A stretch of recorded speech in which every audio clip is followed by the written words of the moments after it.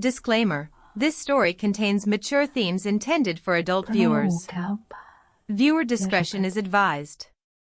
The night felt strangely quiet. I was sitting on the edge of my bed, scrolling absent-mindedly through my phone when I heard the soft creak of the door. My stepmom slipped inside, her presence filling the room in an instant. She didn't say anything at first, just walked over with a calmness that made my chest tighten. The mattress dipped as she sat beside me, close enough that the warmth of her body brushed against my arm. My heartbeat quickened, every sense suddenly sharpened. I dared to glance at her, and our eyes met, longer than usual, more searching. She gave a small, knowing smile, one that seemed playful yet carried a weight I couldn't quite define. The silence between us was thick, charged, as though both of us were waiting for the other to break it. Then, without warning, her hand rested lightly on mine. Not a firm grip, not accidental, just a subtle touch that sent a shiver straight through me. My throat went dry, and I swallowed hard, unsure if I should pull away or lean in closer. She tilted her head slightly, her hair brushing against her cheek, and whispered with a teasing softness, "You seem so nervous, why is that?" I laughed awkwardly, though my pulse was hammering in my ears. She chuckled too, low and warm, her eyes never leaving mine. There was something unspoken in her gaze, something daring, something that made the room feel smaller, tighter, more intimate. Every second stretched, my skin prickling as if the air itself was alive with electricity. Her words finally broke the silence. "There's something I've been meaning to talk to you about, something I never thought I'd say." I froze, her hand still lingering on mine, her expression soft but unreadable. My heart raced faster, anticipation tightening in my chest. What could she possibly mean? And just as I leaned in slightly, waiting for her to continue, she paused, her lips parting as though she was about to confess everything. The moment hung suspended, unbearably sweet, impossibly tense. The screen fades to black. What she said next, you'll never believe. The silence after her words lingered in the room, wrapping around me like a secret waiting to be uncovered. She didn't speak right away. Instead, she let her hand rest just a little longer on mine, her fingers brushing ever so slightly as though testing how far the moment could go. I could hear my own heartbeat, quick and uneven, filling the spaces where our voices should have been. She looked away briefly, her eyes drifting toward the floor, and for the first time I noticed something different, something softer in her expression. It wasn't just teasing. It was as though she carried a weight she hadn't let anyone else see. "You know," she said quietly, almost as if she were talking to herself, "marriage isn't always what people think it is. Sometimes, things get lost along the way." Her tone caught me off guard. This wasn't the confident, playful stepmom I was used to. This was someone admitting something raw, something vulnerable. I stayed quiet, unsure if speaking would break the spell. She smiled faintly, though it didn't quite reach her eyes. "Your dad, he's a good man, but he's distant. Always busy. Always somewhere else. And sometimes, I wonder if he even sees me anymore." The words struck a chord inside me. There was honesty in them, a confession that felt like it had been waiting for the right moment to slip out. I nodded slowly, not knowing what else to do. She turned back toward me, her eyes glimmering with something between sadness and mischief. "And then there's you," she whispered, leaning ever so slightly closer. The distance between us shrank, just enough for me to feel the warmth of her presence. My breath hitched. She wasn't saying everything outright, but her eyes were telling a story all their own. Every glance, every pause was charged with meaning, with a pull I couldn't deny. I shifted nervously, and she noticed. Her lips curved into a teasing smile, the kind that made my chest tighten. "See? You're blushing." She let out a soft laugh, brushing a strand of hair behind her ear. "I didn't mean to make you uncomfortable, but maybe I like seeing that." I could feel my cheeks heat up, and I tried to hide it with a laugh of my own. But the tension in the air was undeniable, lingering between us like a string pulled tight. She leaned back slightly, giving me space, but her gaze stayed locked on mine, pulling me right back into that unspoken connection. Her hand lifted, just for a second, as though she wanted to touch my face, but she stopped herself halfway. Instead, she folded her hands in her lap, her shoulders lifting in a small sigh. "There's so much I want to say, but I don't know if I should." The moment stretched, filled with unsaid words and growing anticipation. And just as I opened my mouth to respond, she looked at me with a quiet intensity that made my pulse race again. Whatever was coming next, I wasn't ready. The air between us grew heavier, almost suffocating in its closeness. She leaned back slightly, but her eyes never left mine. That gaze is intense, searching, felt like it was pulling me somewhere I wasn't sure I should go. My chest tightened, not just from nerves but from something I couldn't put into words. "You know," she began, her voice low and steady, "sometimes I wonder if I'm invisible to him." Her smile was bitter now, her fingers fidgeting as though she were unraveling her own thoughts right in front of me. "He's always busy, always gone. And then I see the way you notice me. How you actually look at me." She paused, her eyes narrowing just enough to stir something deep inside me. "It makes me feel alive again." The confession burned in the room, raw and unshakable. My throat went dry. Part of me wanted to look away, but I couldn't. There was temptation in her words, a longing I hadn't realized until this very moment. She tilted her head, studying me with a sly half-smile. "But maybe I shouldn't be telling you this. Maybe I'm just jealous." "Jealous?" I managed to ask, my voice unsteady. Her laughter was soft, almost mocking, but it carried a sting. "Jealous of how easy it is for you. How you don't even realize the effect you have. You walk around this house, and sometimes I catch myself staring longer than I should." Heat rushed to my face, and I knew she could see it. She leaned in just a little closer, her shoulder brushing mine, her perfume lingering sweet and dizzying in the air. "Tell me," she whispered, eyes locking onto mine with unflinching boldness, "am I wrong to think you've noticed me too?" Her words struck like lightning. My pulse raced, every nerve alive with conflict.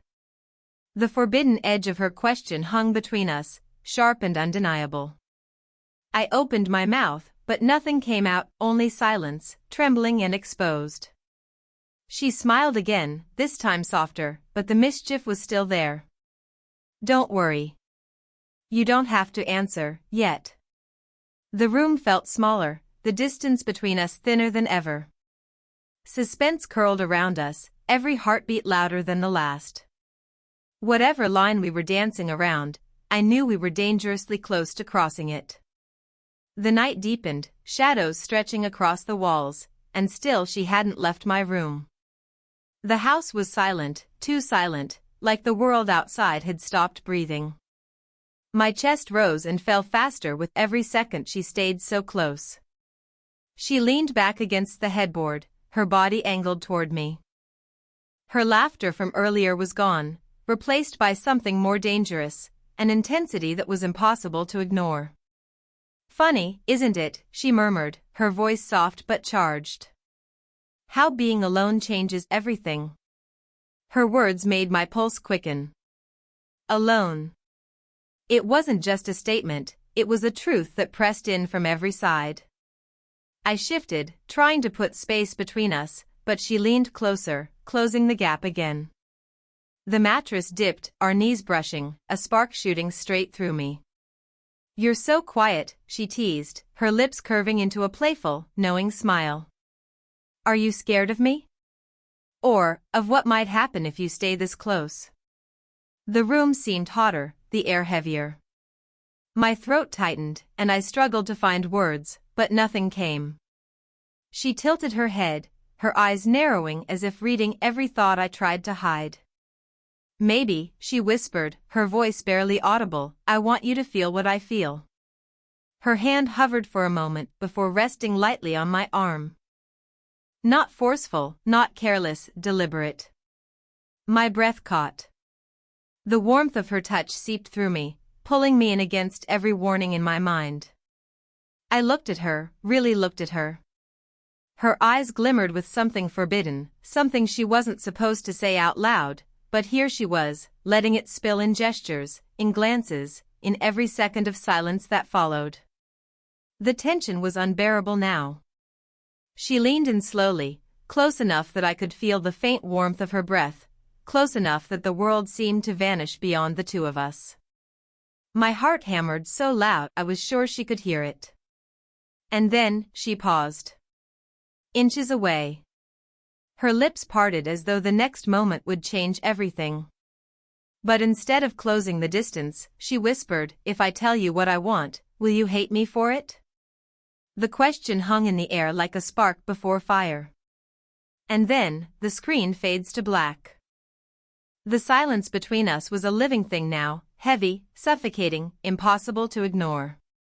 Her face hovered so close to mine that I could feel the faint brush of her breath, warm and unsteady.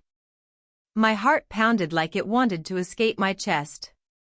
For a split second, I thought she might finally close the distance.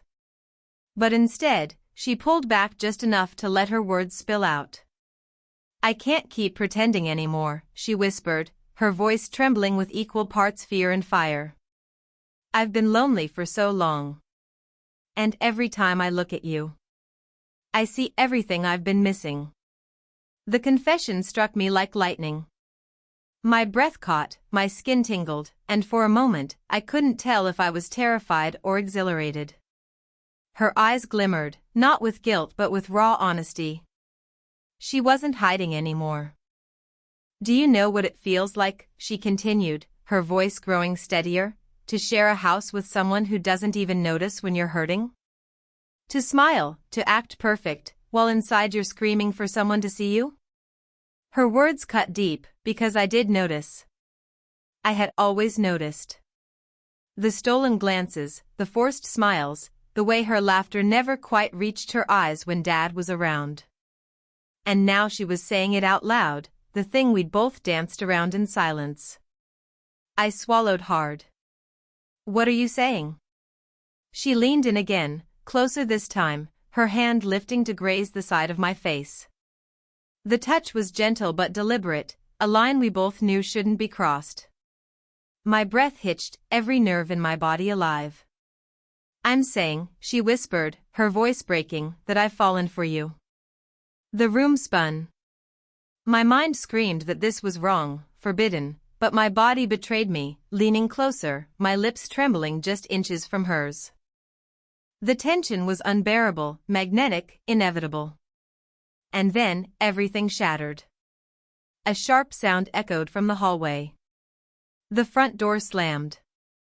Her hand froze against my cheek, her eyes widening in panic. "He's home," she breathed, her voice suddenly small, filled with dread. My heart leapt into my throat. The spell was broken, replaced by fear and adrenaline. The attraction hadn't faded, it was stronger than ever, but now it was tangled with danger. If Dad walked in and saw us like this, everything would explode. We sat frozen, our bodies close, our breaths ragged, the truth hanging between us like a burning fuse. She pulled back slightly, her eyes locking onto mine with desperate intensity. "This isn't over," she whispered, her voice trembling. "Not after tonight." The footsteps in the hall grew louder. The doorknob rattled. And then, the screen cuts to black. The doorknob rattled, and for a moment I thought everything was over. My pulse was a drumbeat in my ears. She pulled her hand back just as the door swung open, my dad stepping inside, his face tired but alert, his eyes immediately sweeping the room. "What are you two doing in here?" His tone was casual, but suspicious enough to send a chill down my spine. "Just talking," she said quickly, her voice smoother than I expected, though her hands were trembling in her lap. She smiled at him, the kind of smile that had probably fooled him 100 times before. But I caught the flicker in her eyes, the panic, the fear of being caught in something more than words. He nodded slowly, glancing between us. It's late. Don't you think it's time to call it a night? His words felt heavier than they should have, like he was testing the air for hidden smoke. Yes, she replied, standing up too quickly, smoothing her hair as though nothing had happened. She brushed past him, leaving me sitting frozen on the bed, my chest aching with everything unsaid. Later that night, I heard them in the kitchen. Their voices weren't raised, but the tension was sharp enough to cut through the walls. You're distant, she snapped, her voice breaking under the weight of her frustration. You don't see me anymore. You don't even hear me. I work to keep this house standing, he fired back, weary but defensive. What more do you want from me? I want to feel alive, she cried. Silence. A silence that burned. I couldn't move, couldn't breathe. The truth of her words still pulsed through me. She wasn't just saying those things to me earlier out of weakness, she meant them. Her confession wasn't a slip. It was real. When she came back to her room later, her eyes were red from tears, but her face was set with determination. She stopped in my doorway, her voice low but steady. I can't keep living like this, she whispered. Something has to change. Her eyes locked onto mine, and in them, I saw the decision already made. She had chosen to step out of the shadows, no matter the cost. I stood, unsure of what words could possibly fit. My heart ached with the weight of loyalty and desire colliding, tearing me apart from the inside. This isn't about just me and him anymore, she said, her lips trembling but firm. It's about us. The world tilted on its axis. I knew then that nothing would ever be the same. And as she stepped closer, her hand brushing mine again, despite the chaos still raging in the house, I realized that the forbidden line had already been crossed. This was only the beginning. The house had gone quiet again, but it wasn't the same silence as before. It wasn't heavy or suffocating, it was the kind of silence that feels like the world is holding its breath, waiting for what comes next. I sat on the edge of my bed, still caught between fear, desire, and the echoes of the night's chaos. The soft creak of the floor made me look up. She stepped into the room slowly, her eyes softer now, her lips curved in a faint, weary smile.